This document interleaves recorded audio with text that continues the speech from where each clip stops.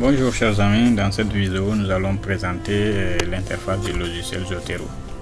Comme nous avons montré la dernière fois comment télécharger le logiciel. Une fois le logiciel est installé, il se présente comme suite. Vous avez une barre de menu en haut où il y a fichier, édition, affichage, outils et aide. Et après nous avons un premier bloc à gauche où s'affichent les collections. Les collections, c'est des dossiers concrets afin de mieux organiser nos documents.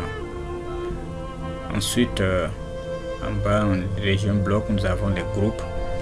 Avec Zotero, nous avons la possibilité de créer des groupes et faire partager les documents avec les pairs ou les collègues. Et il est possible également de faire des veilles informatiques et sur des flux RSS de certaines pages ou de certains blogs et être informé régulièrement. Ensuite, troisième, dernier bloc en bas, ça c'est les marqueurs. On peut faire des filtres sur des documents avec des mots-clés. Et souvent sur des articles, il y a des mots-clés. Zotero se permet d'extraire ces mots-clés là et les afficher ici. Mais au-delà de ça, on peut ajouter des marqueurs ou des mots-clés pour mieux identifier ou mieux filtrer nos documents. Nous allons les voir dans les prochains tutos. Et ensuite, des nouveautés sur Zotero, ça c'est la barre, un éditeur d'affichage des documents qui a été ajouté directement à Zotero à partir de la version 6. Donc ça c'est du nouveau sur Zotero. Et toujours le bloc à l'intérieur, nous avons les documents que nous téléchargeons s'affichent à l'intérieur ici. Donc les documents qui sont téléchargés ou qu'on a importés de notre ordinateur s'affichent ici au milieu. Et une fois qu'on clique sur un document, nous pouvons apercevoir l'ensemble des métadonnées de ces documents, à savoir le titre du document, le type du document, d'abord le titre du document, le nom de l'auteur. Il se permet de capturer un résumé et ainsi de suite. Donc souvent il arrive que en collectant certains documents, que ce soit sur internet ou que ce soit directement d'un répertoire sur le bureau, Zotero ne parvient pas à capturer les métadonnées. Donc pour ce faire, on doit remplir ces métadonnées là manuellement, puisque le plus important pour la citation bibliographique, c'est les métadonnées qui sont concernées. Voilà. Donc voici comment créer maintenant une bibliothèque ou comment créer une collection. Donc il suffit de venir dans le menu fichier pour créer nouvelle collection. On clique sur collection. Je peux nommer cette collection. Je donne le nom Tito. Donc c'est comme un répertoire. Je fais OK. Vous voyez, cette collection il a été créé. Donc il ne contient absolument rien. Donc il n'y a rien dans cette collection pour le moment. Donc je peux décider d'extraire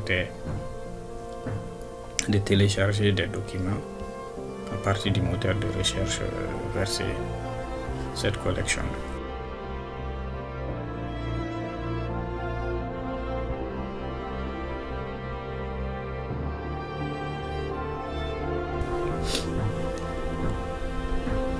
Alors pour collecter les documents vers la collection, on se rend sur son navigateur, que ce soit Chrome ou Firefox.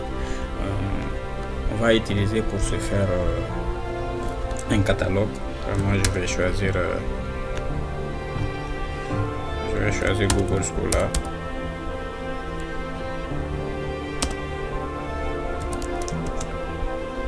Moi je vais choisir Google Scholar.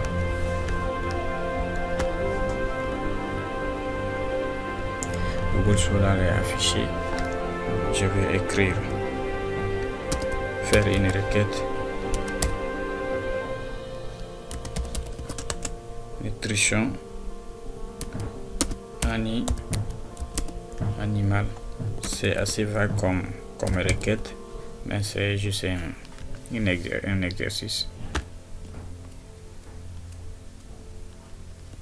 Alors, vous voyez, à travers cette requête là, nous avons beaucoup de documents. On peut décider de collecter les documents qui nous intéressent. Comme j'avais dit précédemment, voici le connecteur Zotero ici sous forme de dossier jaune quand on est sur Google Scholar. Donc il suffit juste de cliquer sur le connecteur et cocher l'ensemble des documents qui nous intéressent. Voilà. Donc une fois qu'on sélectionne les documents, on peut sélectionner tout si on est intéressé par l'ensemble des documents, ou on sélectionne manuellement un à un. Alors après avoir sélectionné tous les documents, on fait OK. Donc le connecteur va se charger de faire la capture de tous les documents qu'on a sélectionnés. Donc on se rend sur notre Zotero sur le bureau pour voir véritablement que les documents ont été capturés. Vous voyez, donc les dossiers bleus là sont des icônes des livres, les blancs sont des icônes des articles. Donc ceci met fin à cette première présentation. Je vous remercie.